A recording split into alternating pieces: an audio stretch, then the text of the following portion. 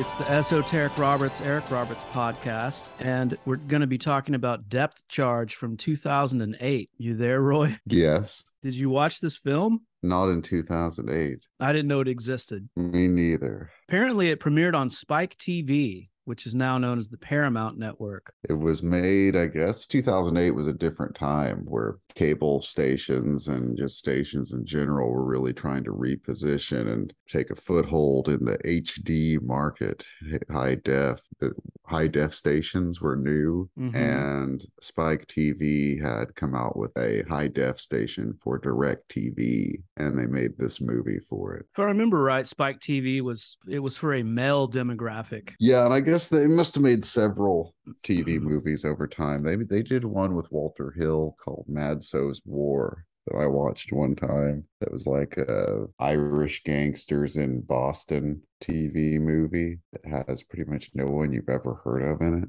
It says here that it has some connection with TNN. Mad So's War? No, the channel Spike TV has some connection to that, which we knew from growing up as the Nashville Network. Yes. And then at one point it changed over and became the National Network. Yeah, I always immediately think of it as the Nashville Network. Yeah. It says country here music shows. The name change to Spike TV was put on hold in 2003 when director Spike Lee won a New York Supreme Court injunction preventing the name change. So, they were just going to call it Spike instead of Spike TV. So they weren't allowed to drop the Spike because of our friend Spike Lee, friend of the pod. That could kind of see that working for him, and that he was a bigger name in 2003 instead of naming him, and he had quite a few films. And yeah, what was he up to in 2003? That would have been around the 25th Hour time period. Yeah, a little after 25th Hour, so he'd be riding pretty high. He'd be moving into probably a downturn in his career with She Hate Me, which I enjoy as a wacky movie, but was not a big hit. She Hate Me, I believe, was shot on 16 millimeter. And then he'd have Inside Man around the corner in a few years, which would make him kind of hot again. 2003 would also kind of be in that Miracle at Santa Ana range too, I feel like. Though I think that was somewhere in the later after 2003 as well. 2003 would probably be She Hate Me kind of era. Well, 2008 was a big year for Eric Roberts in that he played the crime boss Sal Maroni in The Dark Knight. And also on Gotham Tonight. Is that the show that he pops up on in the movie? I don't remember. Maybe he does. I don't know. There's you can watch them on YouTube. I just learned about this right before we started recording. They made like a fake Larry King style show with Anthony Michael Hall as the host, playing a character. I remember this now, yes. And various characters from the film pop up on it. And there's an episode with Eric Roberts as Sal Maroni. Okay. He was in 5 films in 2008. He was in Witless Protection with Larry the Cable Guy. I thought that was what that was. A movie called Contamination. A movie called heard of it. Dark Honeymoon, not to be confused with Dark Knight. Oh, this is interesting. Dark Honeymoon, also starring Roy Scheider. Oh, whoa. A movie I've never heard of. Also starring Daryl Hannah, Tia Carrere. I heard he did not refuse to think he was better than Roy Scheider. He was also in the film Light Years Away as Dr. Howard Melvin, another film I've never heard of. But you've heard of Melvin and Howard. I have. Indeed, I have. So what are your immediate impressions of Depth Charge? How many times did you watch it? I watched it twice. I picked this movie because I just turned on the Fire Stick at my parents' house and fired up the name Eric Roberts. And this one came up pretty quickly. It's kind of like, you wanted to capsulize it, Die Hard on a boat, and also reminiscent of the movie Broken Arrow from the 90s with John Travolta and Christian Slater, except for all on a boat, all on a submarine here. And you have Eric Roberts in the John Travolta role and Jason Gedrick as Christian Slater, or John McClane, or what is his character's name in this movie?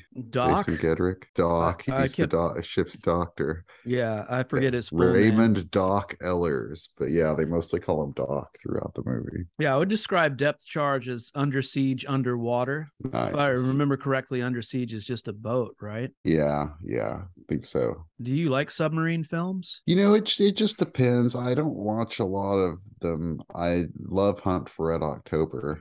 It's probably the best one. That and Yeah, Das Boot. I'm not as huge on Crimson Tide as some people. How about that Das Boot? It's all right. Yeah, it's a long one. It's long. It doesn't make you feel very good when you watch it, especially the ending. No. And this was a reuniting of Jason Gedrick and Eric Roberts. They appeared in the 90s in a movie that sounds kind of fun called Power 98, where Eric Roberts plays like a shock jock or something. It kind of sounds like Talk Radio, the Oliver Stone movie. Whoa, is it Roberts the star of it? I believe so. Man, I kind of want to investigate that. Yeah, me too. When I was looking into Jason Gedrick's career, I came across it. Were you familiar with him at all? Yes, I'm trying to think if that influenced my decision to pick this movie, but I like Jason Gedrick. I think he's a good actor. What I see here he's in one of your favorite shows, Bosch. Yes, he was the villain in season 1 of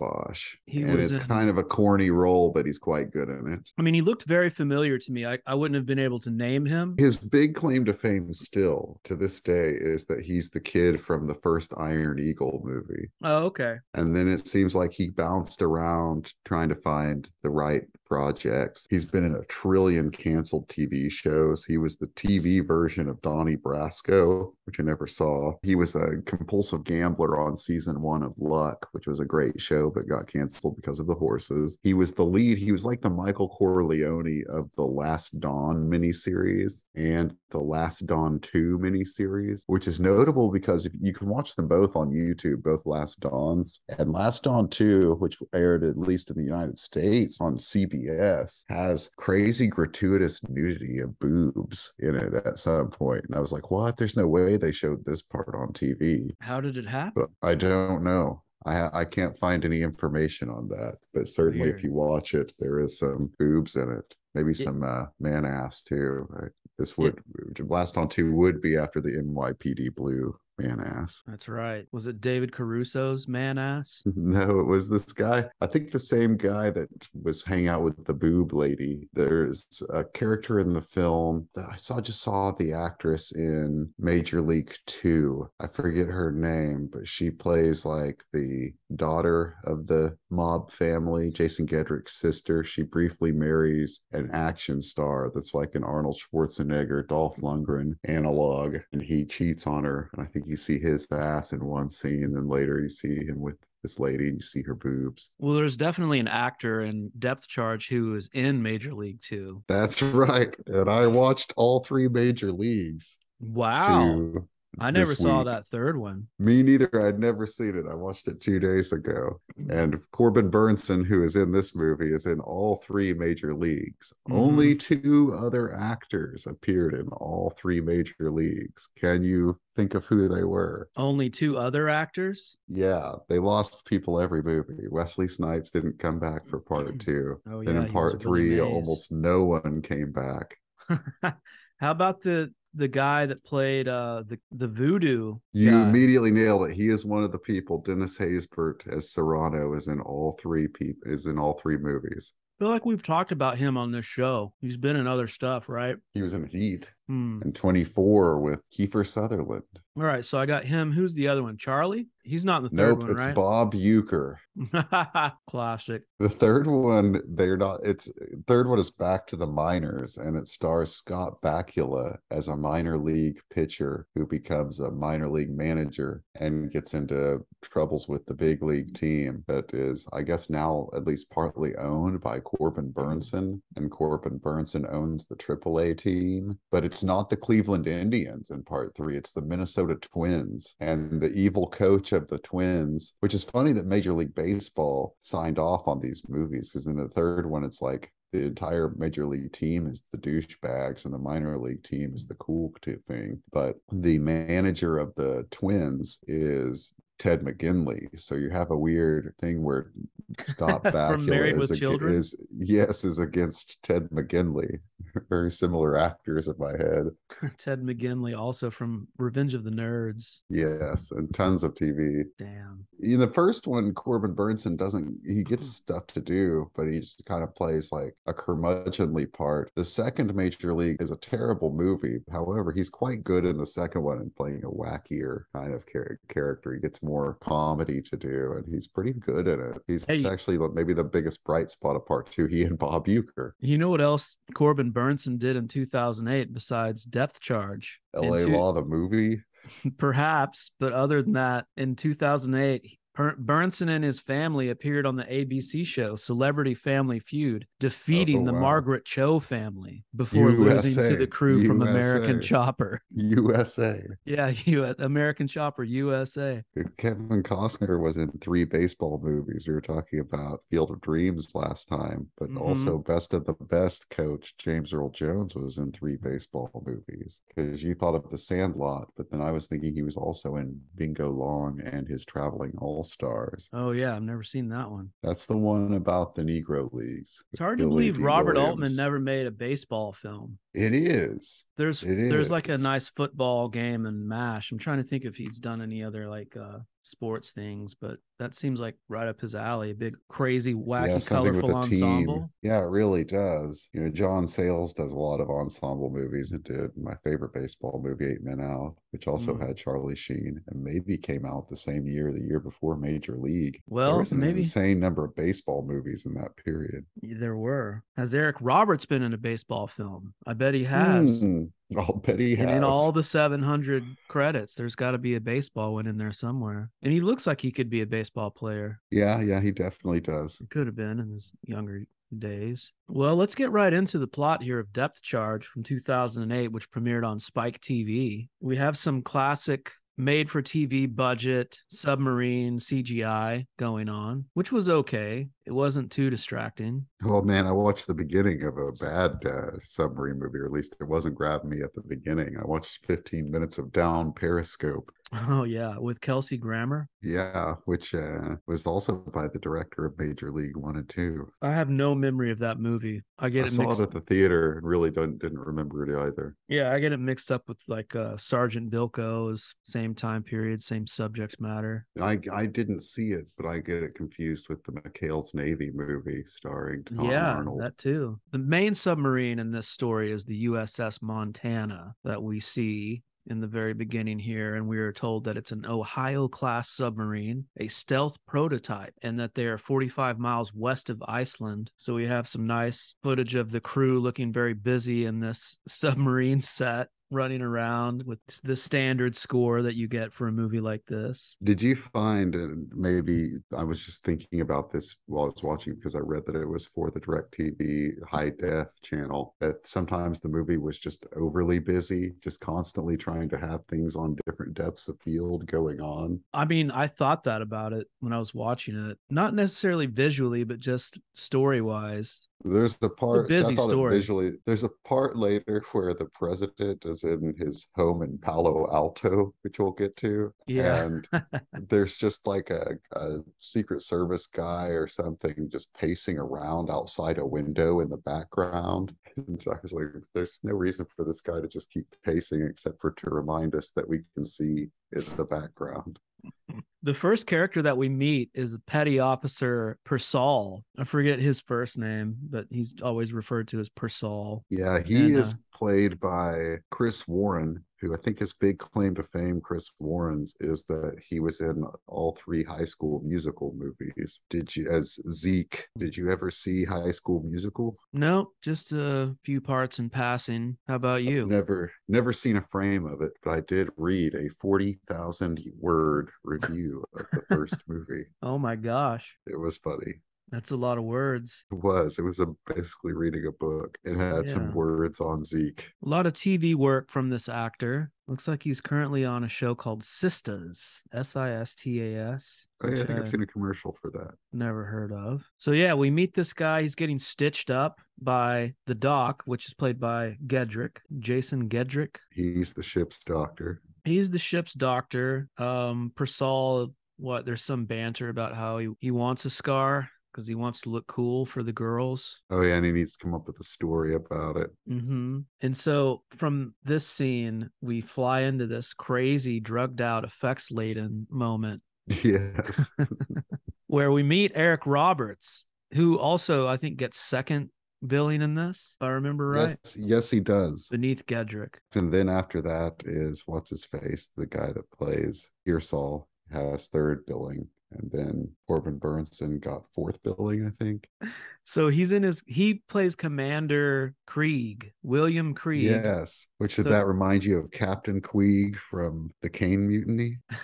Or yeah, Queequeg. Yeah, by the way, Captain Queeg will be played soon by Kiefer Sutherland because William Friedkin is making a movie of the play, The Caine Mutiny Court Martial, which we discussed that play on a recent episode of this show. Yeah. And that was a Robert Altman movie. Who wrote the play? That would be Herman Wouk, who is the author of also the novel The Caine Mutiny. Well, it's been a minute since we've had a movie by old what's his name, Friedkin. Yeah, I'll be honest, I thought he died.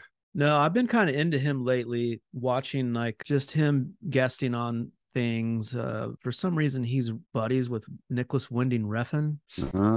So I watched a lot of them like on stage together having conversations and stuff. He's real mean to Refn. It's pretty funny. Like he'll berate him and then he'll like talk for a minute and he'll go, "But you are a brilliant director, but you're an asshole." It's pretty funny. I love William Friedkin's voice. He's got kind of a Johnny Carson-esque voice. He does have a weird voice.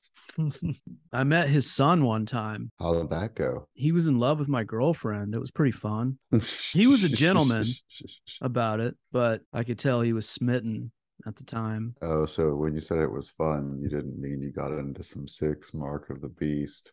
No, we weren't in the community yet. This was pre-community times. Oh, speaking of six Mark of the Beast, Roy, that was the last free choice that I ever made.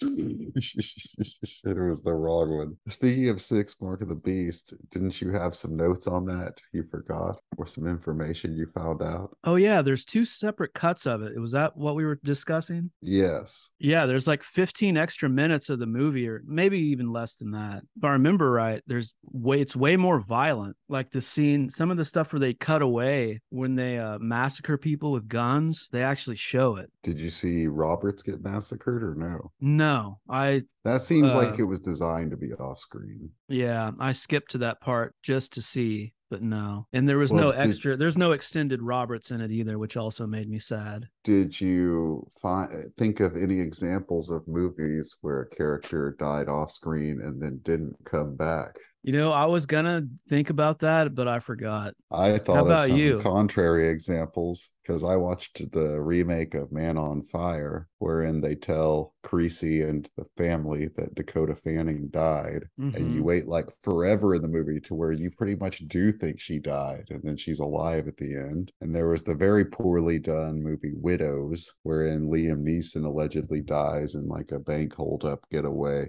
at the beginning, and you're like, there's no way he's dead. And then sure enough, he comes back in Act 3. And famously, the movie The Third Man is all about a guy trying to find out about his dead friend who turns out to be alive. But do any of these feature an just off-screen gunfire? I'm not sure. That was really what I was thinking of. They just tell you that they're dead. Yes, I could see that. But I know out there somewhere in the world are examples of hearing someone being shot, but not seeing it. And they actually do end up being dead. And they don't show you their body either? Yeah, maybe. I'll make a note of that. Maybe if I really give a shit, I'll poke around and look for it. I was watching a lot of boat movies because I also watched the Robert Wise movie last night. I watched 3 hours of boat movie in the Sand Pebbles with Steve McQueen. Have you ever watched the Sand Pebbles? It's on Criterion, leaving at the end of September. Never seen it. I don't recommend it. Pretty darn boring. Has cool parts and really great sets, but it really dragged. At the end, I was like, wow, it really could have gone for that ending way earlier. I also watched Robert Wise's movie starring Jason Gedrick. Jason Gedrick starred in the very last movie Robert Wise ever directed that was released theatrically, at least. It was in 1989. It was called Rooftops. Have you ever heard of this movie? I don't know. It's about teenagers that are in a crack infested inner city and they get into rooftop capoeira matches. And Jason Gedrick plays a teen that fights against crack dealers and does capoeira. Whoa, that sounds pretty wild. Yeah. Robert Wise did remember, direct West Side Story, so it's kind of he likes related in some way. choreography, Sound of Yeah. Music. Oh, yeah. Is that a Robert Wise? I forgot that. He did all kinds of movies. That guy did a trillion movies. He also did other fighting movies. He was the director of, famously The Setup. But I think he also did Somebody Up There Likes Me. There's a big fight scene in the Sand Pebbles. Well, we definitely see Gedrick do some martial arts in this. Oh, yeah. He definitely does some fighting in this. You know, another thing I know about Jason Gedrick is that he got brought up on your Bret Easton Ellis podcast, and Bret Easton Ellis said he was hot. Yeah, that sounds right. He looks like a Brett type. Yeah, he looks basically like he could just be Tom Cruise pretty much, except for he's maybe even more traditionally handsome, not as kind of off looking or something. I don't know. Well, I want to talk about this drugged out scene. I want to talk about Rooftops. Rooftops has the greatest theme song I've ever heard in a movie, maybe. You need to look it up. It's by Dave Stewart from the Eurythmics and Etta James on vocals, and it's called Avenue D, and the chorus says Avenue D, stone to the bone.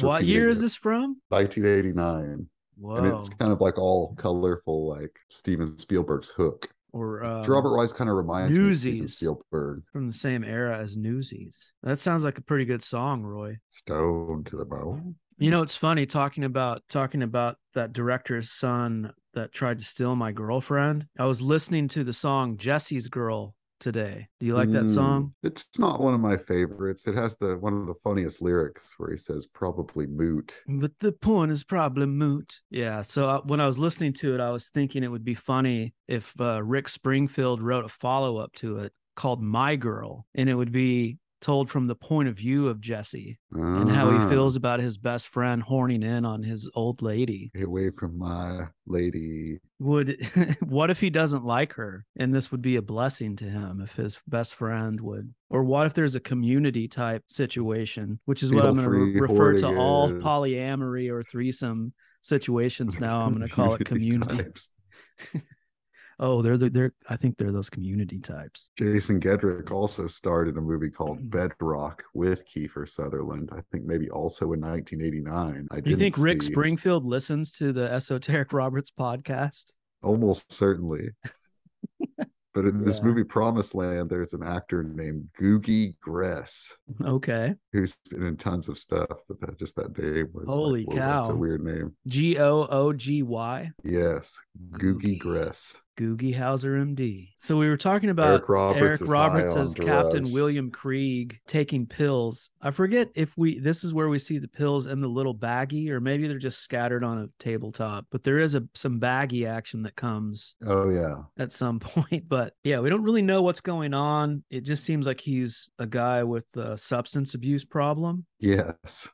But we intercut between that and he's like tripping out on the boat big time with like weird effects happening, and it's intercut with Persaul getting his arm sewn up, and then an emergency alarm goes off and an announcer comes in saying they need all hands to man their stations. So everyone is rushing into action. This is some nice busyness happening. Persaul is rushing down a corridor and he encounters Eric Roberts emerging from his quarters, looking fit as a fiddle. Yeah, I was going to bring that up. Is this the least fit we've ever seen Eric Roberts look in a movie? Oh, physically, yeah, he looks a little paunchy in this one. Yeah, I don't know if it's just the outfit. I was thinking it could be the uniform that he has is very flattering on him, but his face looks a little full. I think maybe in the clips of from Batman, it looks like feel like this is like the one movie ever where Eric Roberts is appropriately middle-aged weight or something. Yeah, he's got a little ultra leaned. Yeah. Well, when I say fit as a fiddle, movie. No, but just He's at a healthy weight for a man his age. Yes, yeah, he looks normal. But when he comes out of his room here, he doesn't look like a guy who was just before that in a kind of opium den kind of environment. He looks very No, professional and he looks like he has it together. which will be explained later, but at the moment you're like, oh, this is odd. So we see some conflict is happening. And how long did it take you to figure out it was a simulation? Ooh, not too long. It No, was it but it was is kind of weird, confusing. which it's meant to be. I think you're supposed to think like, why is an American sub attacking an American sub? We have this other sub, the Mm-hmm. Florida, which is closing or something on the what was it, the Indiana? What is The the Montana. Idaho, the Montana? The Yes. Idaho. So this is where we see Corbin Burnson as the rival captain. I forget his character's name. I forget too, but yes, he's the rival captain. He's the captain of the Florida. He also appeared in a crazily good blaxploitation film called Three the Hard Way in the 70s. And in Corbin? 1989, or yeah, in like 1989, he was in a movie called Disorganized Crime, which is very, if you ever see it, it's very much like the movie Reservoir Dogs. Yeah, I feel like It's that was a kind of the movie that same I saw on plot. cable as a kid. So yeah, we see Corbin Burnson here as Captain Brad Richards. And the confusion that I felt was I thought they were in the same sub at first because they're cutting Oh, Meade. between these two like I don't really know submarine terminology, but the two I like think I did too initially. Yes. mm, Yes, I think I did as well. two Think different that they were. bridges, if you will. And I then thought yeah, maybe Corbin Burnson was the captain of the Montana, which he's not. no. So yeah, it takes a little bit before you figure out something's weird's going on. There's a funny part that I noted where Corbin Burnson shouts, "Sonar, talk to me." There's some strategic commanding. So you're led to believe torpedoes have been launched. And then you find out that it was all just a test. The Florida loses, right? Montana wins, Florida loses. Yes, because the Montana can go into stealth mode. It's an extremely experimental prototype sub.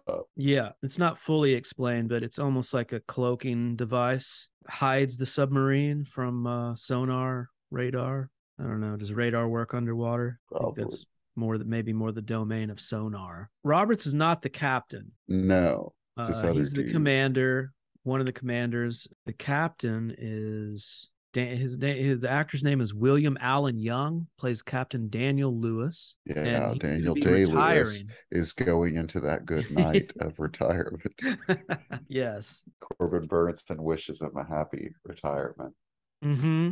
Yeah, and then he talks with Commander Krieg, who also congratulates him and tells him they talk about Eric Roberts' character being reassigned to the Pentagon. The captain tries to spin it as it's an honor, but you can tell that he's being demoted in a way. Well, And yeah, like, or at least I guess Krieg that takes it as a slap in the face because it means he'll never be a captain and get his own ship. And this has one of my favorite parts of the movie where he says, he says he deserves to be a captain with his own ship. oh, he And says it in this that, scene. Okay. yeah, he says it again later, but he says it here. And the captain that's retiring says, well, whether I agree with you or whether I don't, which he's Yes, yes. clearly he doesn't agree with him. Yeah, you kind of And feel sorry for him. I did, at least, as the movie yeah, progressed. He's and just a very pathetic person. yeah, so it's really like would love to be a captain, and he's never going to get that chance to have his own ship. But which is also the thing in Down Periscope is that Kelsey Grammer always wanted to have his own ship, and is getting reassigned to like some desk job if he doesn't get his own ship on this chance or something. Mm. And but the getting reassigned to the Pentagon actually seems like a pretty sweet deal if you're an officer aging. But I guess if you had your eyes set on someday being the captain of a ship and never getting there, that would be disappointing. Yeah, he says later, he's like, I wanted the respect. He has a crazy speech where he talks about wanting to be a captain later. We see a scene after this of Pearsall showing Doc these secret codes for how to launch nuclear warheads and Yes. how to do self-destruct, how to self-destruct the warheads, like if they're en route to a destination. But I don't remember Why? Why does Doc need to know this? I'm not sure. I don't know why Doc needs to know this. Maybe they're all getting different jobs on the new ship and he's going to need to know it. I don't think that's very well explained why he needs to know these ship launching things, but it does lead to another one of the best moments of the movie, where in this scene where he says, I guess Persaul tells him it's easy, and he says, maybe it's easy for you pushing a button that kills a bunch of people, and he's like, oh, you don't want it, you're not into that. And then he's like, you don't like being in the Navy or something, I don't know. Persaul says to Doc, and Doc says, I know you'd rather be at home watching some game on high def on DirecTV, but this is life for me. I thought that was very weird. Yeah, that's what led me to look into it deeper and find out that it was indeed made in high def for DirecTV. So he's doing an ad in the movie. Or if you want to disarm it, you just put in the code and it self-destructs. It's pretty simple. Yeah, see how simple it is to put the hammer to 20 million people? Oh, well, if you're having second thoughts there, Doc, then maybe you should just stick to medicine. Just because you'd rather be home watching some game on high def on DirecTV. To me, this is the life. It would have been funny if they would have dubbed in Spike TV. But it was for DirecTV specifically. So it is exactly like that. Before Spike, it was like a pay-per-view? No, I think that Spike TV made it for their DirecTV channel. I don't know if this came on regular TV initially. I think it was a thing where DirecTV was being like, DirecTV now has high def channels. And Spike TV had it at DirecTV channel and was like, hey, our high def channel is going to have this new high def movie. So they probably put it in the commercial. I don't know. But yeah, so he says like, you'd rather be watching some game on high def on DirecTV. Man, it's crazy to think about how long I've been a cord cutter when it comes to watching stuff. And I spent even before streaming really came in, I spent a few years with just no cable or anything, like living kind of a nomadic lifestyle and just watching DVDs and stuff. But to this day, I've never fully caught up. Like whenever I'm visiting somewhere, like if I'm home and watching cable, it's so like confusing to me. Like, it me just feels too. like a foreign language. Yeah, it has they have like a trillion channels, and I don't even know how. It's like my parents can navigate between these channels so quickly and have it all memorized where stuff is they want. But I don't. Yeah, my dad has favorites and stuff, but you can't really mess with his menu, or it'll ruin his whole fucking day. So yeah, it's the same. He has like every channel that he doesn't want omitted from the guide. And so whenever I go home, I'm like, I don't want to watch any of this. I guess I'll go to the garage and watch Grit. I guess I'll just go smoke cigarettes in the garage with my dad. That sounds pretty fun, actually. True. So the next thing that we see is a fishing boat is sinking, and Krieg and the captain discussing what to do about it. And the captain mentions there's a NATO boat on the way, but Roberts is pretty insistent that they should conduct a rescue mission and go and... Because he's a hero. Yeah. He's like, let's take them on. So they do. Before they get to them, though, we see a weird thing of Doc sleeping in a kitchen storeroom on top of a rack. Yes. Which is never explained why. It's brought up that he's the cook guy is like, how long are you going to be sleeping in my pantry or using my pantry to get shut eye? Yeah. And it's never explained why he does it, why he doesn't just sleep in his own bunk. I guess it's just quieter there, because he says he likes to sleep during the day, during working hours or something. He tells the cook, wake me up when it's pizza night. And he's like, pizza night is 4 days away. And he looks at him and goes, Friday. Exactly. Man, I don't know. He just likes it in there. I mean, it's pretty convenient when the plot kicks in. Yes, that's where he'd be. Convenient. But yeah, they don't really world build too much there, Roy. They just throw it at you. Yeah. So we see Doc this sleeps in the kitchen pantry. On top of a rickety rack that doesn't look like it would even hold Jason Gedrick's weight. Yeah, true. So we see this fishing boat crew coming aboard and coming down into the submarine and being greeted. I didn't really count how many guys. How many do you think came down there? Oh, from the fishing boat? Uh-huh. Well, let's see. You've got at least 5, not 6. It seems like there are a lot. There's the nerdy guy that looks like Frankie Muniz. There's the skinny guy that never really develops as a character. He's just around. There's the long-haired guy, the long blonde-haired guy. There's the really chisel-faced guy. There's Allenson, who is the more doughy-faced guy that's not a doughy guy. He just has a rounder face than chisel-faced guy and is always around Eric Roberts. There's Chang, the Asian lady, who is quite attractive. But there is yes, you have an attractive woman. There is also the black dude. He has a name. Forget. He's the captain allegedly of the fishing boat. I'm gonna say 20 he's people. Been in a lot of stuff. Yeah, but then I think that's almost it. Maybe not. There might even be more. But there was also Jeff Meade. Yeah. What can you tell us about Jeff Meade? What can we not tell you about Jeff Meade?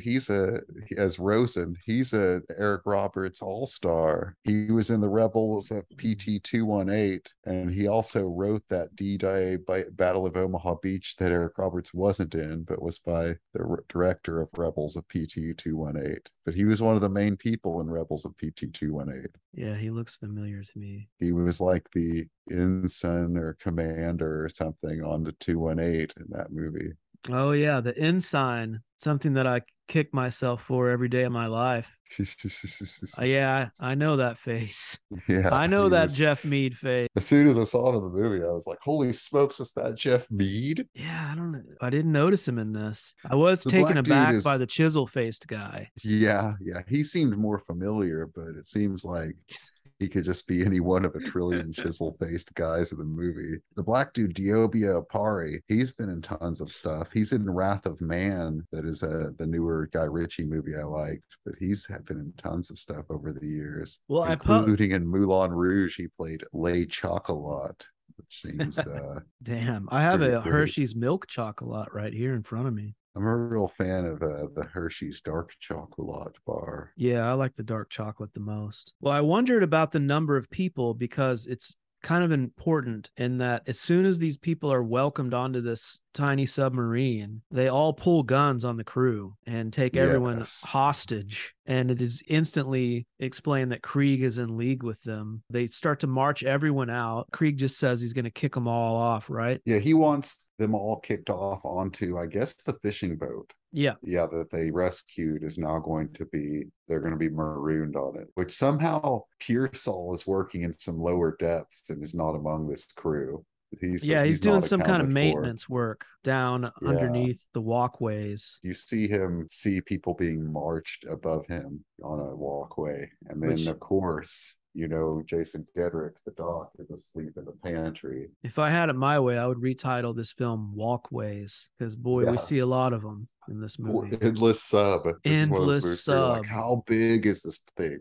Yeah, they should have done the same rooms over and over again. They should have done a promotional tie-in with Subway sandwiches. The depth charge, Endless Sub. It's massive, this submarine. And I guess in high def. At first, it was funny to me that they took on all these people, but then they kick out most of the crew. So it kind of balances itself out. We have Eric Roberts saying, I finally have my command. Get off my sub. Yeah, this is our first count of it. I think he says get off my sub almost twice right in a row. So I started keeping track at some point because of later on we get into some Air Force One territory with Jason Gedrick. But Eric Roberts has two get off my subs here. Yeah, I feel like it's said maybe 5 or 6 times. Yeah, I think 5 total. But these, I guess, he's right here. It says, get this man off my sub. Oh, yeah, he's got the captain. And when he says, get this man off my sub, he like finger guns to the captain's head and is like, get this man off my sub. Yeah, he jabs him with his finger too, right? Yeah. Then he gets the key from the other guy, the guy with the key for the nukes, and tells him to get off his sub. I like how the captain says, I'll see you again at your court-martial. But he won't. Yeah, I was waiting to see if you were going to spoil. Yes. But we're going to spoil the whole movie, so it's all right. It's very important that we mention all of the key business because you can't launch anything without these special keys. So one key is taken from the captain. There's like a part with Chang and someone else where they have to blow a box, like a lockbox that has yeah. keys in it. A lot of key stuff that happens in this kind of video game of a film where you have to acquire things to unlock things and whatnot. When we see the crew, the original crew, exiled on this boat, one of the guys is like, tells the captain, he's like, I managed to smuggle a radio. So they send a distress signal, and this is what starts to tip everyone off that something has happened, which including the Montana itself also sees that the signal has been sent. Yes, that prompts them to head down to lower depths. And it's our first Krieg berating his subordinates, his crew of pirates, and telling them that they were supposed to search everybody. And then we find out in pretty short succession that not everybody was actually accounted for, and so he's just getting really mad at them for not doing a good job getting everybody off the ship. And one of the guys' names is Allenson. I was thinking he really wrenched up that job. His name is Allen, like the Allen wrench. Yeah. It's a very special thing, Roy, a captain's first berating of his crew. Yeah.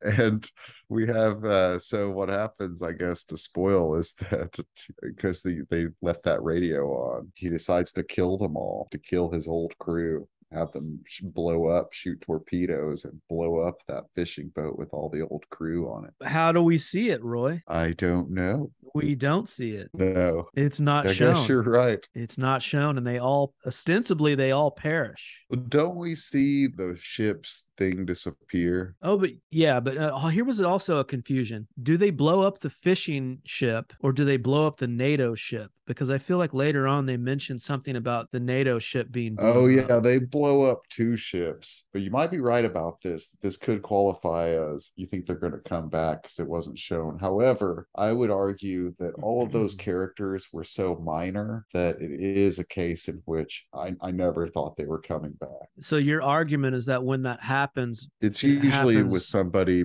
you recognize or something. Yeah, I guess more you're significant right. Like character. it needs to be. I need to qualify that. I didn't think about it enough. Yeah, because we live in perilous times when you need to qualify things, Roy. It can get you in a lot of trouble.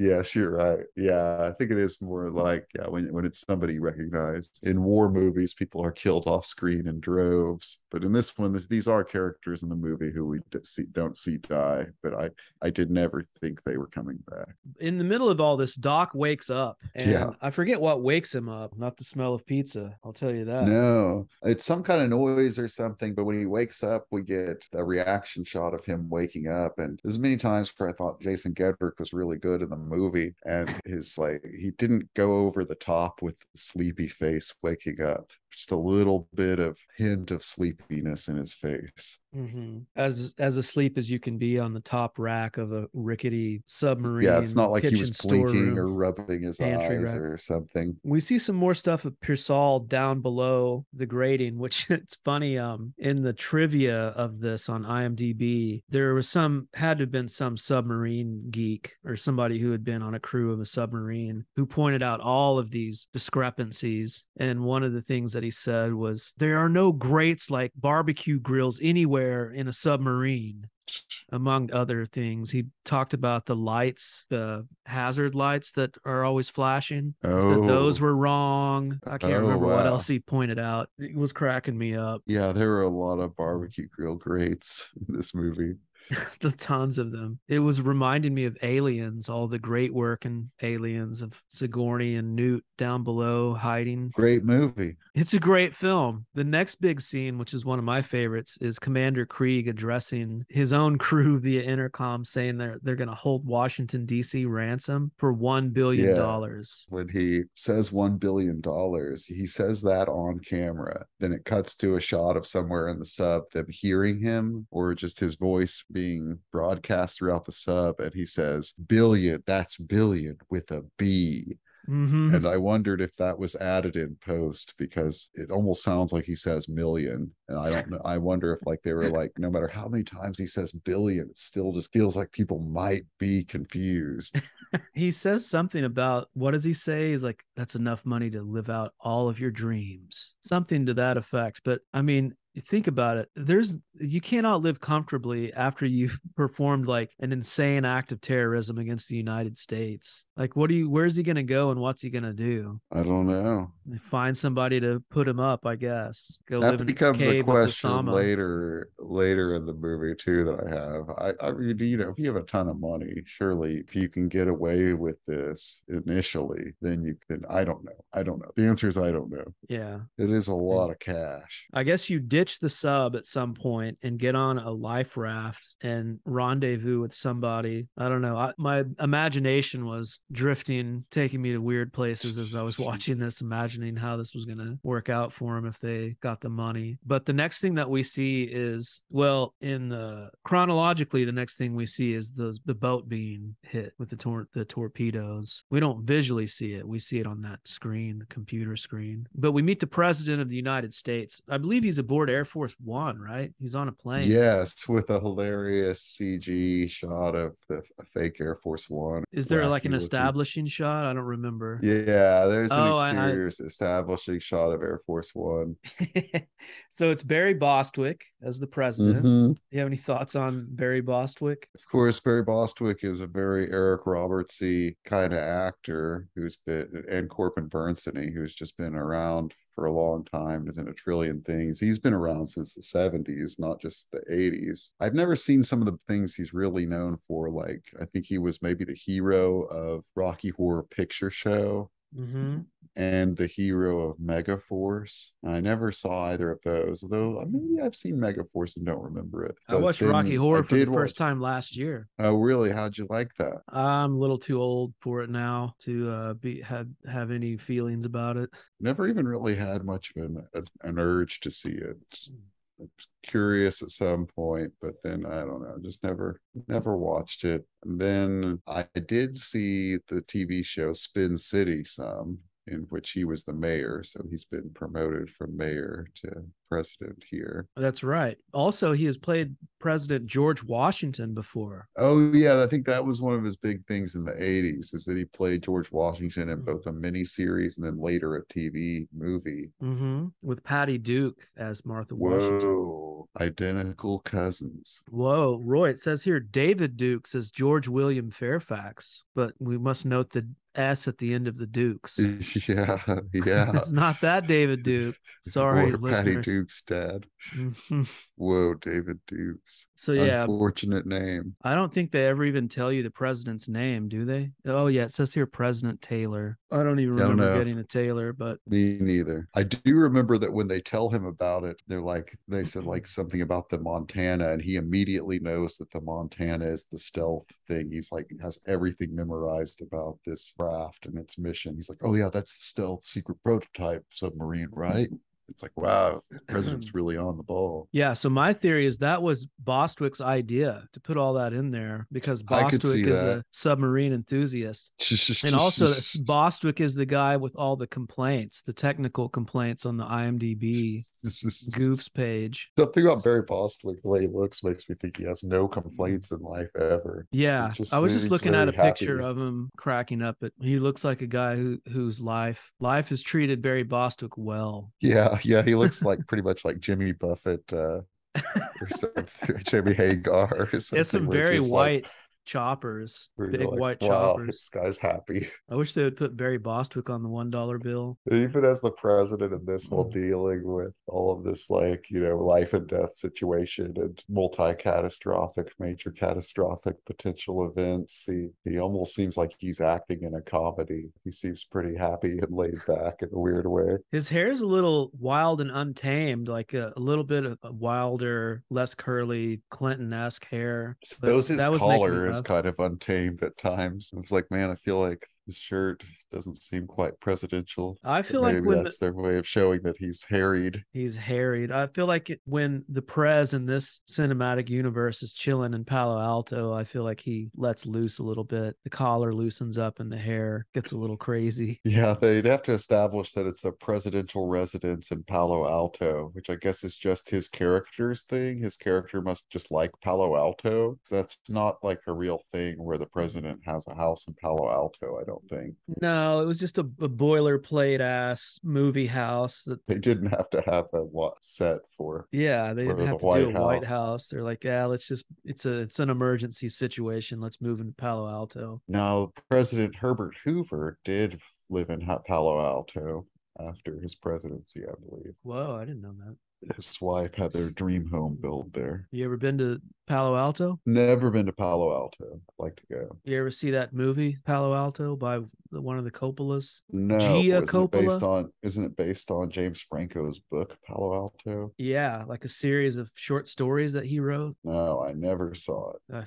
I believe. Well, back to the plot of Depth Charge, we have Captain Corbin Burnson being briefed on the situation in the SS Florida. Then we see Doc finally gets to show off his karate skills as he begins to break the necks of what's going to end up being multiple mercenaries. Oh yeah, so he starts trying to take the ship back or survive one or both. Yeah. Yeah, so he's our John McClane, Under Siege Man, President Harrison Ford character in this movie. Yeah, in traversing the endless sub through all these corridors and crawl spaces and whatnot. Yeah, and he gets into close quarters karate combat that kind of reminds of Bourne Identity, just as in the wake of that. And Yeah, Spartan, true. which was inspired by Bourne Identity. Good call. We get a scene of Krieg. It's a video that Krieg has recorded being played for the president and his staff. This is where he explains all of his demands and basically repeats everything that he told his crew earlier. Oh yes, and they watch it on a high def Vizio TV. And I was thinking that you could be watching the movie on a high def Vizio TV on DirecTV. He tells them they have 18 hours, but he doesn't give any reasons for doing this other than the money, right? No. He hasn't explained himself yet, but he will. There's probably some more pill taking, right? It seems to be interspersed throughout, like hilarious there things. probably is. There's some point there's a guy like comes in to tell him something, and Eric Roberts is in a room. Maybe he's just taking some pills. I don't know. He says, "Enter." All crazy. Yeah, but you never see a pill bottle. Anytime that if he's outside of his room, he's got his bag of pills. It's a little plastic baggie, and it looks so funny every time I see it. Which is how a lot of people take their pills, but of course they come initially from a bottle. But a lot of people carry around their little baggie of pills they need. Really? Yeah, I feel like maybe I have a little pill, like a plastic, whatever, a little pill box that I keep them in. My vitamins. Yeah, like people that have like heart conditions or things like, and your elderly relatives or aging relatives. Yeah. A lot of times they'll carry a little Ziploc bag or something with their pills in it. Okay. Yeah. Well, it just looked extra crazy in this. I guess just because I'm so used to seeing it, it didn't register with me the same way that you never do see a pill prescription. Maybe it's actually a savvy thing to make you think maybe the guy's just drugged out. Well, that's what I thought. Yeah, I certainly did too. It was a nice what do you call it, a classic misdirect. Yes. Some men that are unaccounted for, some of the mercenary guys, they are discovered to be dead, and this is where Roberts finds out that Doc is still on the sub, and they have this conversation, this diehard walkie-talkie yippee-ki-yay conversation on the walkie. This is where Gedrick says, "Get off my sub." So now the men are searching the endless sub for Doc, and we keep seeing scenes of Persaul hiding, I guess. It's just a lot of him hiding and shit. He and Doc aren't aware that each other are still on the sub yet, but they will run into each other at some point, maybe coming up pretty soon. So this is where I have noted that there's the blowing of the lockbox full of keys with some kind of explosive with Chang, the lady mercenary. Yeah, with all his drug taking and tripping out and blowing people up and stuff, I liked how crazy Eric Roberts' character was in this, and I like as it goes on, you can believe that he would do a terrorism. I thought this was a big one-up in the movie over John Travolta in Broken Arrow, where they never really find sufficient motivation or a believable character or consistent character for his guy who hijacks the stealth plane. I strongly agree. Wants to do I was impressed by it. some of that stuff. Yeah, me too. I like Building up his motivations was cool. I also liked how when you see Roberts holding the walkie-talkie, it's his bad hand with the gnarly finger that can't bend. I didn't So notice. it's just like very obviously sticking out, all crooked, and he can't bend it, wrap it around the walkie like he can with the rest of his fingers. Yeah, So, we're making a lot of fun of this movie, but spoiler, it's not the worst movie I've ever seen in my life. oh, absolutely not. No, it's way better than some of the last ones that we've talked about. Yeah, this is another one that seems like Citizen Kane after some of the recent movies. Yeah, after 6, The Mark Unleashed. And it's mercifully only like 84 minutes long. But Roy, to be fair, we did watch the wrong cut of 6, The Mark Unleashed. And instead of watching, we watched it super pixelated and blurry instead of in DirecTV high def. That's right. So now we're in Palo Alto. There's all this funny mention of the Joint Chiefs, the Joint Chiefs. I hear that being said a few times. I think Roberts himself says it. Later on, he's like, the Joint Chiefs, they won't take you seriously unless the torpedoes are ready to launch or whatever. Well, one of the guys Missiles. is explaining the key situation to the president, that they can't activate the warheads unless they have 2 keys. Maybe this guy that continues to show up to talk to the president at different times is a character named Admiral Butler, played Admiral by Cotter Akbar? Smith. And Cotter Smith is a recognizably craggy military-looking guy who has really gone on to a lot of similar kind of work. He was kind of their boss in Mindhunter. He was a replacement boss for a while. He was a deputy attorney general in The Americans. It's a crazy name. He has a Cotter. Yeah, welcome back, Cotter. And he's an admiral, so maybe he should be Cotter the Otter.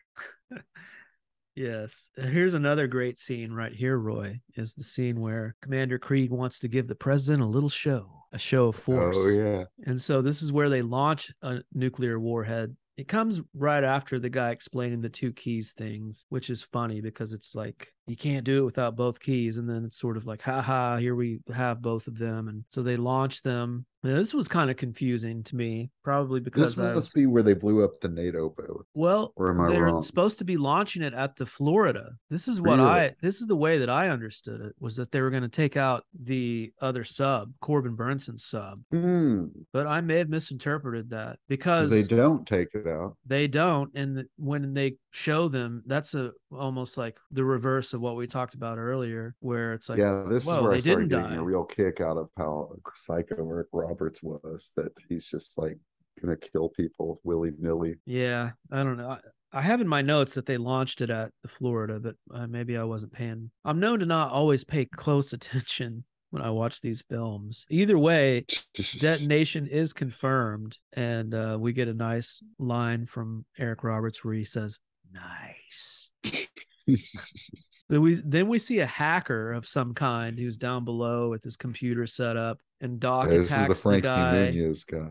Yeah, and he doesn't kill him, but he takes him hostage for a little bit as this other guy has a shotgun aimed at him. And this other guy is kind of the main baddie underneath Roberts. Old Chisel Face. Oh, is this is Andreev? Is it Chisel Face or Allenson? Allenson is the Chisel Face I was thinking of. I feel, is he? Who's the soft-faced guy then? No, David Diane Fisher is Garrett, is the chisel-faced guy. Maury Sterling as Allenson is the more guy of a chisel jaw. Yeah, Maury Sterling has a kind of a softer face, but he also seems like he's not a doughy guy, but he has a little bit of a rounder face. Yeah, he looks crazy to me. He looks more like a Bruce Campbell kind of guy. Look at this David Dayan Fisher guy. You'll remember him from the movie. Yeah, he's the guy in this scene with the shotgun. Okay, he's Garrett. Yeah, he's kind of the main baddie, right? Yeah, he is the main, like, he's the guy that comes up most against Jason Gedrick throughout, I feel like. He's kind of the most evil bad guy other than Roberts. Now, we've seen Roberts in martial arts films. Did you think that there might be a martial arts showdown between Gedrick and Roberts in this? No. You didn't suspect? Well, I was hoping for it. It would have been really cool. But as we discussed, Roberts is does look a bit out of shape here. Maybe he went method. He's a guy who's all pilled out and at the end of his rope. Maybe he was trying to go for some bloat. I don't know. Knowing Roberts, have we learned probably yet not. why he's so pilled out, or we still have yet to discover that? I think that's about to be revealed. Okay. After this hacker stuff. I don't have to go into great detail about this. This is basically this whole sequence is where Doc and Persaul finally hook up together. Yes. Realize that they're both on this sub and that they have to figure something out. They have this conversation about how this might come later, but might as well talk about it now. About how if they don't do something, if they don't take back control of the sub, it's just going to get sunk. They're going to get killed. They're going to get killed or by Roberts's crew, or they're going to get sunk. So they have no choice but to try and do something. It's definitely later, but we have the great line where Persaul says something about how they should call the Navy or something, and Gedrick's like, Persaul, we are the Navy. We are the Navy. Also, Persaul gets shot right through the thigh. Oh, yeah. And Doc helps him, tells him, what does he say? He's like, you got lucky. It's a through and through. Yes. I've never heard that expression before. But he patches him up, but also Doc gets shot and has to patch his own self up in this. Yeah, there's a part, section. one of those classic where he has to pull the bullet out of himself and stuff, out of his hip, I think, or no, out of his side. Yeah. What are some of your favorite movies that show that? Ronin. Yeah. Revenant's pretty crazy. Yeah. When he puts the gunpowder on there. Man, it seems like there's way more examples, but my examples game has been pretty weak these days. Yeah, there are tons of times this happens in the movie. I was thinking like, well, we've seen this a lot when it happens in this movie. But once again, another chance to be impressed by Jason Gedrick doing such a good job with all this kind of rote action stuff. He's never over the top. He's pretty good at showing that he's in pain. He makes a million expressions in the movie. They always seem right. He has to say 1,000 generic action lines. It always seems like he's thinking of them and saying them for motivated reasons. He's so good in this. In my notes here, it says somehow the USS Florida has survived. So we have a scene of Corbin and his crew still trying to find the Montana. And there's also this other stuff. The plot has 100 things in it, but one of the things that happens is they lose power and they have to go on generator power, which means that they can't go stealth, which means that they can be discovered by people via the sonar. That's one of the things that I kind of forgot, was that they couldn't go stealth. Okay, so this is the scene that I really wanted to get to and talk about, where this woman, did you recognize this actress, Bridget White? No, she, I guess, has been in tons of stuff over the years, but I didn't recognize her at all. She looked vaguely familiar, but maybe just in the way that she looks like every woman on TV. Yeah, so she plays a presidential staff person of some kind who comes to brief the president in Palo Alto and brief him in particular about Commander Krieg, and explain to the president that Krieg's apartment has been searched, which just that line alone, saying his apartment, made me laugh. Like, it just doesn't it just paint such a great picture? Pathetic picture. The lonely old guy. What do you got? Well, what I have is quite interesting. A quick search of Commander Krieg's apartment gives us plenty to worry about, sir. He is your proverbial loose cannon. Found a journal written by Krieg. Apparently he wanted us to find it. It's a series of injustices with regard to his naval career. Also, he is heavily in debt. He is behind in alimony payments to his first wife. His second wife just left him. We're trying to find her as we speak. And we found these in his quarters. What are these? Tilphon, sir. It's a drug used to shrink tumors. In particular, brain tumors. A brain tumor? Yes, sir.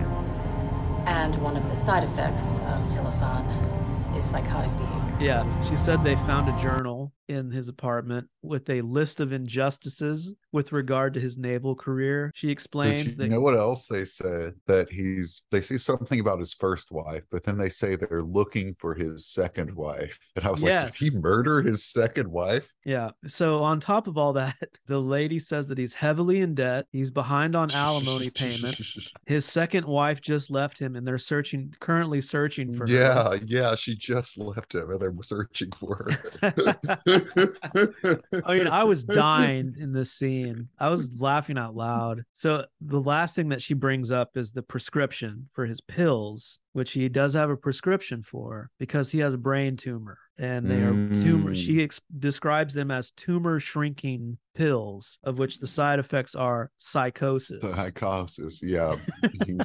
So, yes. Anxiety and psychosis. So it's all explained. Yeah, the end. Back in Endless Sub, we have Doc and Persaul. They get split up, they reconnect. It's a long series of things that they go through here. But most important here is they're trying to get to a communications room so they can reach out. One note on Bridget White. I didn't find the movie, but it says that she was in a movie in year 2000 called The Apostate that stars Richard Grieco and Dennis Hopper. I would like to see that. You know, when I first saw Gedrick for a second there, I thought that he was Richard Grieco. Yeah, he's very much in that kind of mold. He has the Grieco phenotype. Yeah. So yeah, Doc and Persaul get to this communications room, and they manage to send out what's called a communications buoy that shoots out of the top of the sub and has like a little light and signal on it. Oh yeah, this is also the part where like right before this, Persaul's on the walkie-talkies with Gedrick, and Gedrick calls him or something, and Persaul says, "What do you want?" Yeah. Pretty ballsy to be like shouting on walkie-talkies to each other in this situation where they're being hunted in a tiny submarine. Tiny. They probably know that those criminals are hundreds of yards away. Hundreds of miles away. So what else happens here? A lot of people die. I know that. And I was laughing trying to figure out how many damn mercenaries did Eric Roberts hire to come aboard and be his pirate crew? Because Gedrick kills a ton of people. It seems like every other scene he's breaking someone's neck. This was confusing too. Yeah, because this is also the part where he fights Michelle Lee as Chang. Yep. Because they run out of bullets or something, and then he fights her and knocks her out. I thought he killed her, but then I'm pretty sure she comes back later, unless there are multiple Asian lady terrorists. Named Chang. Named Chang. They have 5 Changs. But she's like knocked out and on her stomach, and he reaches down. It looks like he's going to molest her ass, but instead he takes the gun from the small of her back. Oh, yeah, that's right. And I was disappointed. Oh, I had a question. So it's never been revealed that I know that if Once Upon a Time in Hollywood had indeed starred Tom Cruise as Cliff Booth, as Quentin Tarantino intended, yeah, who would have been Rick Dalton? Could it have been Jason Gedrick? I bet Tarantino probably has a high opinion of Jason Gedrick, much in the same way that you do, Roy. He probably sees the same qualities that you see. Well, if you look at Jason Gedrick's career, you can see that like people like him. Like people that casts things, it's like he gets like lots of work and leads in TV shows after TV shows. It's like he's not a bottom feeder. It's like he's constantly in things that get canceled but are like somebody thought were going to be good. Like you can tell people were like, this guy's good, let's get him, and then it just doesn't work out for whatever reason. I mean, The Last Dawn was popular and Bosch was popular, but he's just the villain in season 1, so he doesn't get to come back for more Bosch. But you can tell that people enjoy him, the casting directors at least. Yeah, probably the geezer teaser crowd out there knows who he is. Maybe, but that's what I was saying though, is that he's not in a lot of stuff like that. Like he's not like Roberts or something, or even Perry Bostwick or Corbin Burnson, where he's constantly in kind of geezer teasery kind of things. Like if you look at his career, it's more like he's in the constant, gets a good role on a show that gets canceled, gets I don't know. Yeah, it looks like he's in kind of classier material constantly. Does a lot of TV. I guess he's more deceptively geezer teasery by this movie. Yeah. But I don't know. I like to think that there's some old men out there who've seen the movie Rooftops who late at night in the early 1990s watched the film Rooftops and said to themselves, I like that guy. No. Watch anything he's in. Men. Rooftops is pretty fruity for its subject matter. Jason Gedrick is very ripped, and Matthew Lawrence, Richard Grieco in it. So doing lots of flips and stuff. This is a big cat and mouse part of the movie where the USS Florida, because of the generator issue on the other ship, on the Montana, the other sub. The U.S. Florida finds them and starts tracking them. Then the power comes back. They disappear again. It seems like the president is being briefed like every other scene with some new exposition. At some point in here, the president. This is a good chance to talk about, we can go from the U.S. Navy to the song in the Navy, or someone who would listen to it. Scotty Bowers. You're familiar, and I'm sure our audience is familiar with the man Scotty Bowers, right? Name sounds familiar. He's the mostly homosexual, bisexual, procurer, prostitute pimp who is an old man now who got sex acts for all kinds of Hollywood royalty throughout the years. Oh, that's right. We talked about him in the LA Confidential episode. Okay. Oh yeah, because the guy. Oh yeah, you're right. We did discuss Scotty Bowers. So I don't think he's Corbin explicitly Burnson. in that movie, right? There's a guy that just kind of reminds of Scotty Bowers in the movie. Okay. It seems like in the not in the movie LA Confidential, but in the episode we discussed, there's kind of a Scotty Bowers analog character who brings people to Pierce Patchett's house. Yeah. And kind of frequents that hotel boarding house where Lynn Bracken stays and tries to procure her. But at any rate, so in Scotty Bowers' book about his life, Full Service, at the end he reveals that he lives in a pool house or like garden house in a home that was owned by Nestor Almendros. But Nestor Almendros died of AIDS-related causes, and in his will, he willed that Scotty Bowers could live in that garden house until he died and never be kicked out. And the current owner of that house, that pool house is on, that garden house, is Corbin Burnson. so Scotty Bowers is nice work, Corbin Roy. Corbin Burnson's tenant is Scotty Bowers. Nice esoteric digging about there, Roy. You creep. So Nestor Almendros was a homosexual man. I didn't know that. I mean, I'm imagining he was, probably. Yeah. Do you know many straight men that have died of AIDS? Not many. Although my mom died of AIDS. my mom does work at a Christian service center for indigent people, and they deal with some women who come in that have HIV for sure. Well, probably drug sharing use? needles, something. Yeah. So you might get some straight dudes that have the HIV after all, or sex with a bisexual man. Who knows? Hey, do you remember the scene where Persaul starts a fire in the trash room? No. Oh yeah, really? I do. There are all those bags of trash. It's a crazy trash room, which is kind of, I thought that was interesting because you think about a submarine, like where's the trash go? Yeah, like a boat. I could imagine there's a dump, like an exterior dumpster area that's enclosed. But I mean, it starts to make you think, what about the smells on a submarine? Oh, it's got to be rough. I mean, when I watched Das Boot a year or two, maybe 2 years ago, like they really try and sell like the sweaty, greasy, stinky atmosphere down in the sub, which that's a World War II movie. But yeah, that Eric Roberts has probably got just explosive, uncontrollable bowel movements with his tumor or something. Yeah, it's constantly flatulent. And you have the smells that come from the Would that be hilarious if that lady says that to the president? She's like, it's some kind of off-color joke there about smells coming from the mixing of the races. Mm-hmm. I thought that I should do it anyway. No, I was gonna say it would have been pretty funny if the woman, when she's briefing the president and talking about the pill prescription, like side effects are anxiety, psychosis, horrible gas.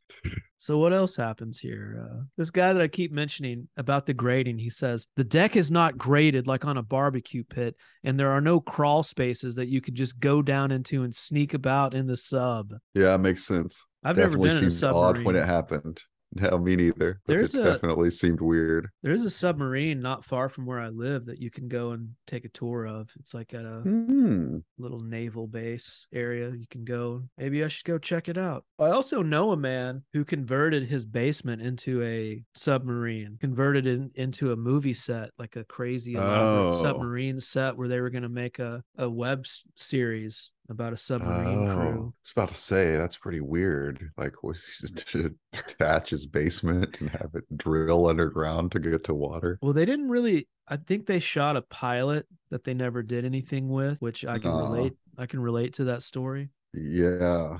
But they have a podcast in the room that they podcast in. They film this podcast. It's not just audio like ours. And they film it in this set. So it's pretty hilarious. It looks like they're in a submarine setting at a table. It's kind of nice. That is crazy. So yeah, this fire goes off in this trash room, which draws a lot of attention. So a bunch of the pirates rush down there to put the fire out, which allows Doc to kill more people, if I remember right. At some point in here, the guy with the chisel face, he says, "I'll be back," which to go with our get off our sub. I think it may be later. Also, we have in here another conversation between Doc and Eric Roberts via intercoms where Doc says not once but twice, "Get off my sub." Damn, maybe there's more than 6. No, I think these are the last ones where we get to, I don't think he says it again after that. Right in this section too, there's a crazy part where you can hear Doc shouting for Persaul. He's like, "Hey, can you hear me? Hey, come in here. And the soldiers go in there and it's just a walkie-talkie taped up to the wall. You see him set it up. It's really wacky. Yeah, you see him set up this gag where he tries to lure them with the walkie-talkie, and somehow, like, the way the sub works, he can sneak up behind them in this hallway, going around through interconnecting doors or something that we don't see. It was very weird. Yeah, I mean, the way that he's perched waiting for them to come in there, I mean, why wouldn't he just shout?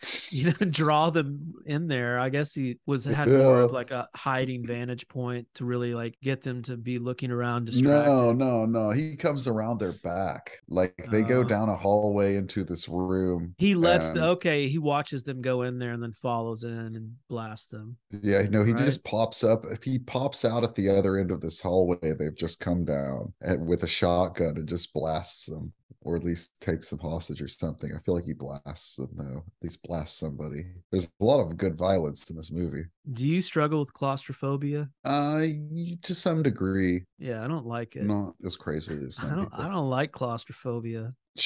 No, I have a touch of it for sure. For a while, I was working for my dad's plumbing company and I was setting fixtures. So I was constantly in tiny cabinets in bathrooms underneath sinks setting fixtures. And it was like pretty bad. It's a bad feeling being in those enclosed spaces like that, especially when you have tools and you're trying to like make things not leak and fasten things. And there's never enough room for your hands, and your elbows are smashed in, and your shoulders and your heads bashing into things. Pretty frustrating. But this was a fairly claustrophobic film. Yeah, sure. Even though the sub was massive, it's pretty, corridors are pretty narrow. And we got to go to the president's palatial Palo Alto estate from time to time. So the president's going to give them the money. He just decides he's going to give them the $1 billion, right? Yes. So he sets up that he's going to have it wired and stuff, and Krieg thinks that he's going to win. And also, this is at some point the sub is taking on water or something, right? Yeah, that happens. And there's a crazy part where they have to seal off the room where that's happening. Yeah, maybe that's from the fire or something. I forget. Yeah, that, or maybe the Florida hits them. Maybe the Florida hits them. Yeah, and they, like, the one guy keeps wrenching and the water's filling the room, and he can't get it to stop. And at some point, Chang gets in there, and I kind of wished she was always the one wrenching, because then she would be in more of a wet t-shirt kind of situation. But she actually gets out right before it would turn into that. Do you remember what Robert says when that's happening, the flooding? No. One of the guys is on the walkie with him explaining, like, we're taking on too much water. We can't get it sealed up. And the guy's like, the only way to do it is to seal the room off. And Eric Roberts is like, leave them in there. See if they can fix it and seal them in there. Like, he basically orders the guy to let the other people drown trying to secure it in there. And Eric Roberts tells him it will serve as incentive. At this point, Eric Roberts is there. At some point, his orders get more and more erratic once we know he's sick. And we have a lot of scenes where he like starts to zone out or have pain and has to go off by himself for a second or take a second. And he does these, like, he starts getting like sweatier and sweatier. Yeah. And I liked this stuff. stuff. Just yeah, and what's his name? Allenson is starting to give him weird looks when he gets orders. Till he's starting to question. Yeah, I'm whether glad this that is you gonna work out. didn't hate this movie because I was having a pretty good time watching it. Yeah, and it's so short. Like it's 85 minutes, and it just keeps moving. Like, there wasn't really a part where you're like, okay, wrap it up. Like when you're starting to feel like that, it wraps it up. Yeah, moves at a decent clip. So there's more Florida versus Montana stuff here with Corbin Burnson. Burnson's fun to watch, but he doesn't have really a lot to do. No, he's kind of, he's been in a trillion things, but you kind of feel like everybody in this movie was kind of enjoying the experience of doing something they hadn't had gotten to do to some degree. Like Burnson's like, you know what, I haven't been a submarine captain. I might as well have a little fun with it today and enjoy and do my best. And he was good, but yeah, he doesn't have a ton to do. It's pretty fun. And Roberts is really pretty good in this. Yeah, he's not bad. That's what I was gonna say. Like to listen to him shout commands and stuff is really pretty fun. And he doesn't go too crazy. Like it's not. We're not in acting class Eric Roberts mode here, where he's just emoting crazily all the time. No, yeah, and for a guy who's has a brain tumor and whacked out on pills, he doesn't become fully unhinged. No, this is like one of those movies where the reviewers at the end are like, Nicolas Cage strangely nicely restrained in this movie. Eric Roberts is kind of restrained in his performance. I mean, he acts the illness and everything, like he does everything, but he's not terrible, and he's not walking through it either like some movies. Like he's trying. So the main baddie that we talked about that Doc runs into multiple times, they have their big fist fight around this time where Doc gets caught off guard and disarmed. Yeah, there are two guys come up on him with guns. So I guess there's there's another crew member, the evil crew that we didn't even discuss yet. So there are like a trillion guys. Yeah, and this guy, I also don't think we didn't remember Wrench guy either, the water guy. But this guy, I don't even remember him. And this is the guy that isn't this the guy that eventually Gedrick says he doesn't like? I don't remember. Yeah, and maybe almost shoots in the head and has to be stopped by Persaul. Oh, yeah, this is that guy. But this guy has like one of the greatest moments in the movie, where in this scene when after Doc is disarmed and has these two guys with the guns on him, he starts to taunt the bad guy. Chisel face Garrett, and the Garrett guy takes the bait and hands his gun back to the other guy because he's gonna hand-to-hand combat him, and the other guy goes, "Oh, what are you doing?" But he takes the gun, like he knows it's a stupid idea. Why doesn't the other guy's armed as well? Why doesn't he just shoot him? Yeah, and it unknown. Maybe he fears Garrett's wrath. What are you doing? But before this, actually, I forgot, and I don't think you mentioned that we have the part where President Bostwick finds out about, he knows that Gedrick and Collins, or whatever that guy's name is, who plays Persaul, that they're on the ship, and he finds out about their pasts. Yeah, he gets briefed on their stuff. Yep. And they're both get exemplary marks. Like you find out that Persaul's only been in the Navy for 2 years, but all his marks are exemplary. And Gedrick's been around a while. All his stuff is exemplary, but he has a fast as a fighter. He has a prize fighting of some kind. We don't know if it's boxing or MMA kind of thing, but he was a fighter. So it explains why he's so good at fighting in the movie. Remember, she also tells the president that he has like Doc has a strange fetish where he likes to sleep in kitchen pantries. And the president just nods knowingly. That was a cool part. He shares it. I understand. There's also a lot of Michael J. Fox banter between Doc and Persaul throughout the movie about who's going to play them in the movie version of this situation. Yes, this is one of the exchanges in the movie. Yeah, where what's his face? This probably happens earlier. So somebody, Persaul says, if they make a movie about this, who's going to think they'll get Denzel to play me? And Gedrick says, I was thinking more of Sammy Jackson. He's like, Sam Jackson's good too. Yeah. And then now is when at some point soon they start to think they're going to die, and Persaul's like, oh, yeah, I'm blowing it. Sorry. Well, the fist fight between Garrett and Doc, you think that Doc's probably going to come out on top because of all this trouble that they went through to do this fight, but he does lose. He gets cracked over the head by the other guy. So the other guy does kind of give up after a while and just says, like, I'm tired of this. Like, Screw let's it. just Yeah. unconscious. They take Doc to Eric Roberts. Yes. And Eric So Roberts our wants hero to and know villain where. finally meet. Yeah.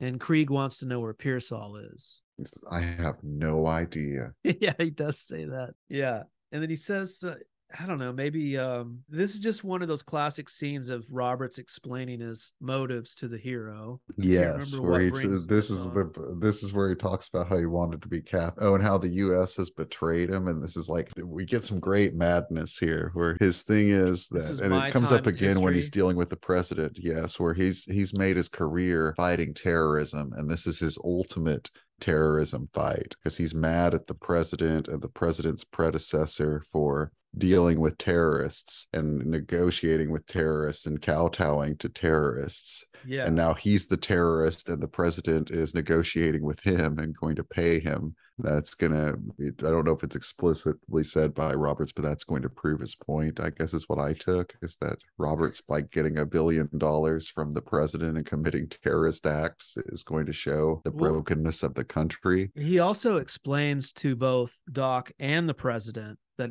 the money never had anything to do with this. It was never about the money, that it was all about him and his time in history. Even though he's behind on his destiny. alimony. Yeah, and his other wife is possibly murdered by him.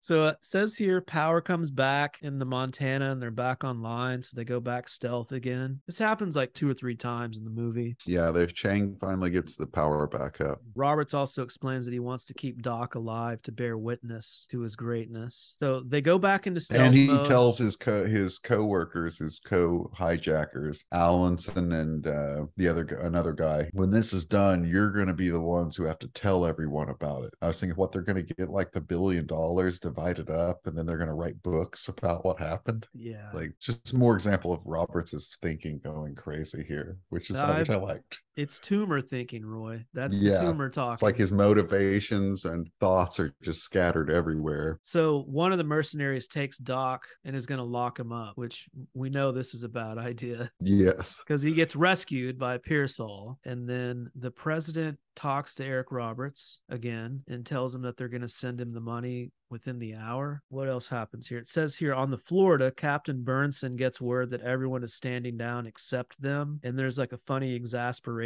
moment there where Corbin Burnson is like, oh, I guess we have no choice. We're the only ones. I just put ha ha there. Guess I laughed. It says I did.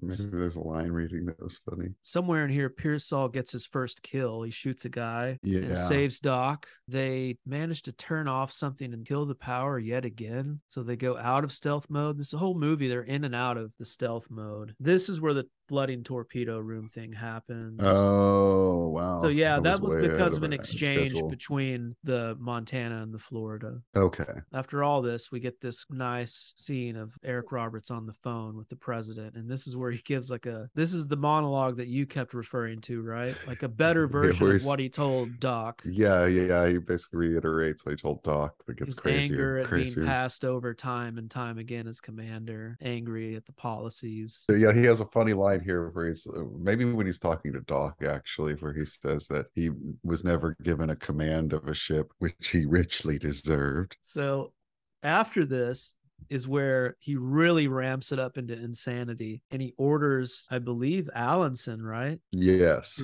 To launch some nuclear warheads. Yeah, to make sure the launch tubes are open. And I was hoping that Chang's launch tubes were open.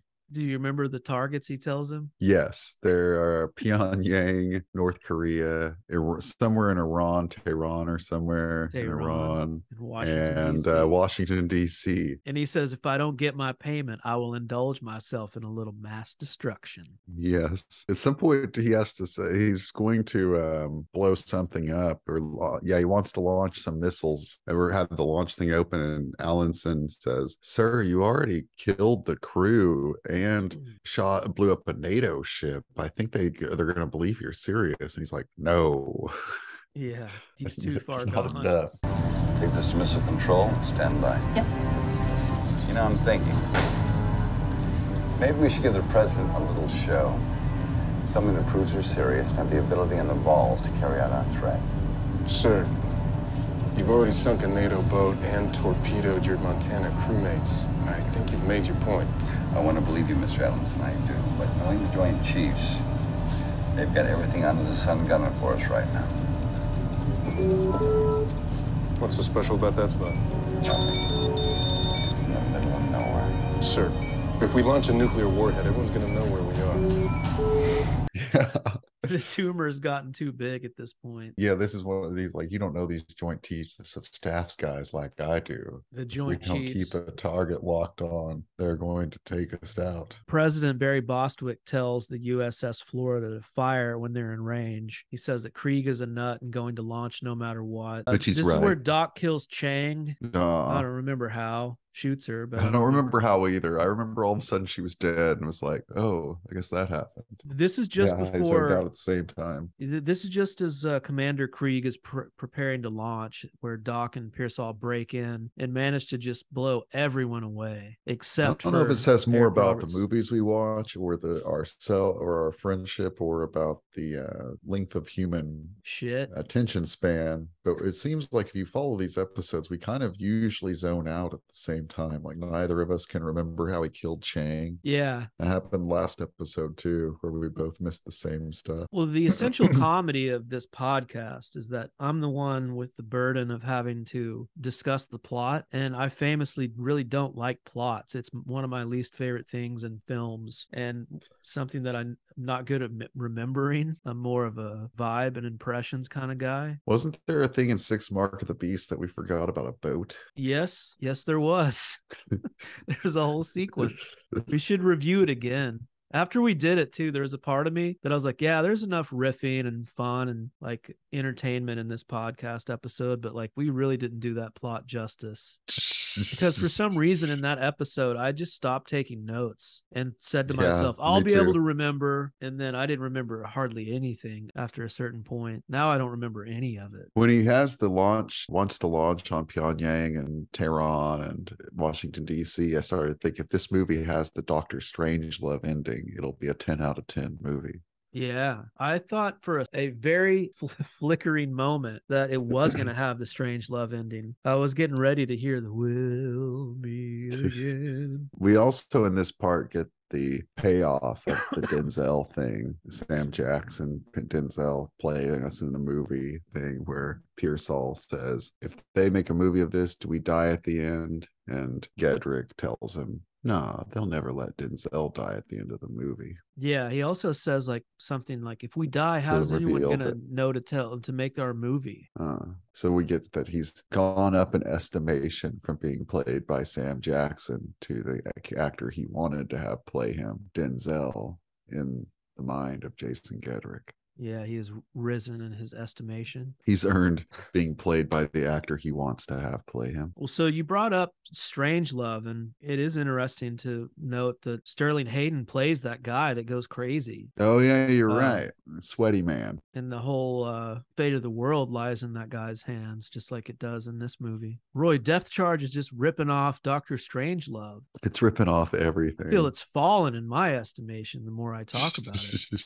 But yeah, this scene's great. Doc fires away and kills everyone that's in that bridge area except for Eric Roberts, and he runs out of bullets, of course. So Eric Roberts springs up gleefully from behind that wherever he was hiding, and he's like, ran out of bullets, huh? He's really kind of in Joker mode now. This is where Persaul fires and hits him in the gut and blows him back, but he still manages to get the old finger to going and smash that launch button. He also, before this though, when he's giving the guy when he's setting up the launching these nukes, he has this series of numbers, I guess, of bombs or whatever, and he's like 11, 18, 21, 23 or something like that. It's like 5 different a sequence of numbers, and then when he finally gives the order to actually launch, he brings back his finger gun pointing and does them like really in an excited manner.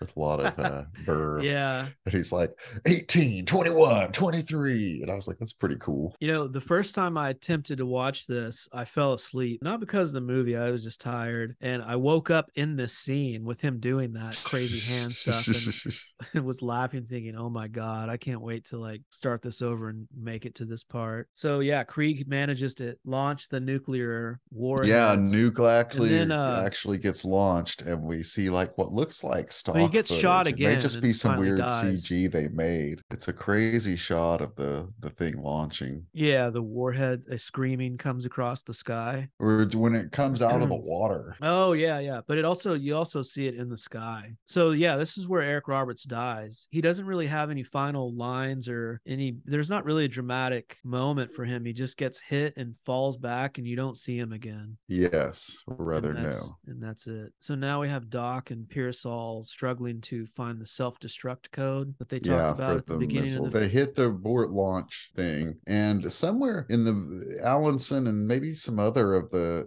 villainous crew are still alive at one point in the ship, because Allenson can see on his screen that the launch has been aborted, and we see these other numbers of missiles that haven't launched yet, or warheads that haven't launched yet, start to deactivate. When he launches the one that's launched that needs to be self-destructed, and so they need this code. Yeah, so they're digging through the notebook that they have. Yeah, and we have another good Gedrick moment when Collins is looking through the notebook trying to find the right note, and he's like, come on, hurry up, or something like that. But the way he says it, he has a lot of lines in this where you're like, man, there are 1,000 ways to read that line, and most of them are really cheesy, but he sold it right. He sold it right. But yeah, you mentioned Allenson. He does not die, or you don't see him die, but there is a moment where it's either after he launches or after he finds out that it's been aborted, where he has this like look on his face and it lingers on him, where I was thinking to myself, oh my God, he's gonna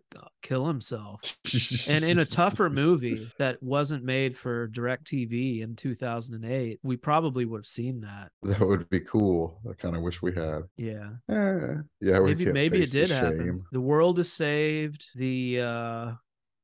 Oh, yeah, there's also torpedoes rushing toward them that have been fired from the Florida. So they have to now pilot the ship. Yeah, they have to... The sub, the Montana. Yeah, they have to pull some crazy counter maneuver where they just dip really low. Yeah, so they miss the torpedoes. Yeah, we see the torpedoes explode above the ship. Doc gets on the communication there and sends out word that they are in charge of the sub now and everything is secured. Yes, and that the warhead has been destructed. Yeah, so the last thing we see in the film is Doc and Persaul topside. The submarine has gone back to the surface and they're sitting there waiting for the rescue to show up. We also see the president get told by Cotter or somebody that everything's okay, and him being happy. Yes. And wishing him a good day and shaking his hand. He shakes Cotter's hand and Cotter walks away, and then it lingers on Barry Bostwick's face. And I briefly thought maybe he would just turn rogue and make a terrorism now. Really? I thought that he would turn a gun on himself and take his own life. He's like, God, that Krieg was right. He was right. The end. So yeah, that's Depth Charge. Did you have any final thoughts? Sure. I was looking in the end credits, and there was somebody in it named Halleck Beals who worked on the movie. And there was also someone named Russell Gearhart. I was thinking Gearhart would be a good last name for a robot. And this movie had a credit that I don't remember seeing before. It had a credit actually for product placement you see in the movie, listing the product placements, and it was NMA UPP feature this with an exclamation mark and MPM all did product placement in the movie. What are those things? I don't know. I did not look into that. I thought maybe we would want to. Greats. 4 great companies. Yeah. Keys. Well, I have to wrap up pretty quick. But we did Well, not talk about the director. I didn't know if you had any thoughts on him or his career. he directed a movie called Dark Room that sounds kind of like a script we wrote. And I tried watching it. It wasn't that good. He directed a couple of movies and then went did tons of TV. Death Charge is the kind of movie that is for people who have seen like 3,000 movies or have only seen 3 movies and nowhere in between. Yeah, that's and you've seen insight. There are a lot of movies like that, but this is one of them. Yeah, where people like us who see like trillions of movies, you're like, oh yeah, that wasn't that bad. Or if you'd only seen a couple movies in your life, you're like, that wasn't that bad. But if you're a person who's like 17 and trying to find a movie, this would be pure garbage. Yeah, like there's a funny joke on SNL. I don't remember the guy, Fred. What's his name? Fred from Portlandia. Oh, Armisen. Armisen plays this guy who's like a film critic, and he's reviewing a movie, and he's like, people that have never seen a movie say it is a good movie. And that's what your insight made me think of. Then one of the writers of this movie, and maybe a producer, I'm not sure, is Stephen Niver. He'd written other films known as, lots of them were done rewrites. One was called Bigfoot in the Park. Whoa. Like barefoot in the park, but Bigfoot in the park. Yes. Yeah. And then he had another one that was a Porky's sequel or spinoff from way later, like from post 2000, called Pimpin' Pee-wee. And I just wanted to mention a good movie I watched with my dad the other night on that. It's not, you can't watch it now on Criterion, I don't think, because they took it off at the end of August, but it might be on something else. There was a documentary from 1959 called Jazz on a Summer's Day. Heard of this? It's just of a jazz concert in Newport, Rhode Island. Hey, that's by where you are.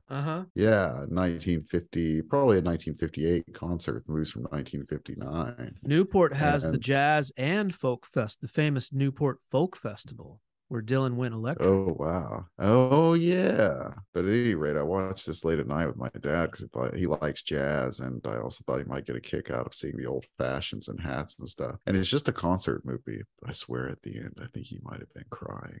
He liked it so much. He liked bringing back, and also just the way the movie was made, where you got to see all that fashion and cars and stuff, and the way of nostalgia. Life. Yeah, I think he got choked up about the nostalgia for he would have been when he was like a little boy, 10 or something. And it's in color, full color documentary from that era. Have you watched any of these Eric Roberts movies? It was really a good movie. Have you watched any of these Eric movies with your father? No, I thought about maybe doing this one. Yeah. But then no.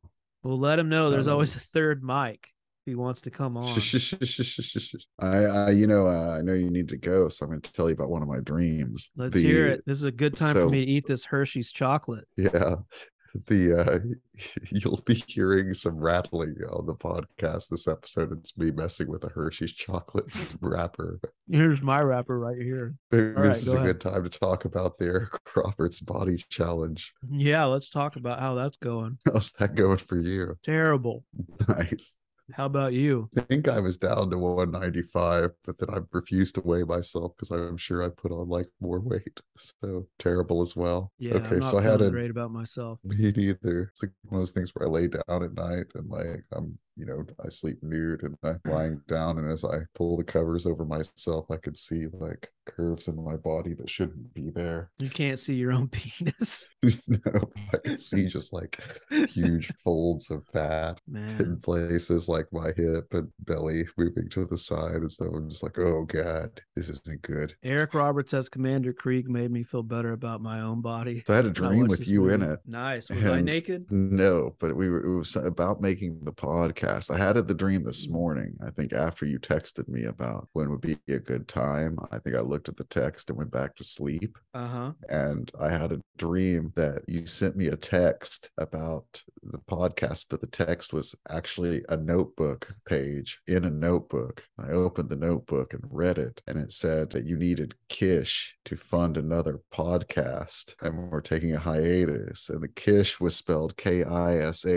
And it went on to say what the site was for and stuff, and the site itself was called Kish. And I think what happened is, they talk about how you're not supposed to be able to read when you dream. And I think that when you dream, actually you can kind of read, but you think you know what the thing said. But if you start to examine it, it all starts to mess around. That's what I've noticed. I think that's what happened here, where I think it said like, I need Kish to fund this other podcast that I do that you sent me. And when I started thinking like Kish, that's weird with a K and an I. When I started to look at it, I think that's what made it all change around and say the site was also called Kish and stuff. Just the examination of the writing. I also had a dream that Laramia Scrawl and this guy, Cliss Krantz, and I were going to commit a Highline robbery. And because I've been reading Heat 2 and thinking about Crips, Brants, and in my dream, he needed to go undercover to get us information, and he needed to go to these people's house. They had a small child. It was like an Asian couple with a baby, and to get us these like photographs and information we needed to pull off this robbery,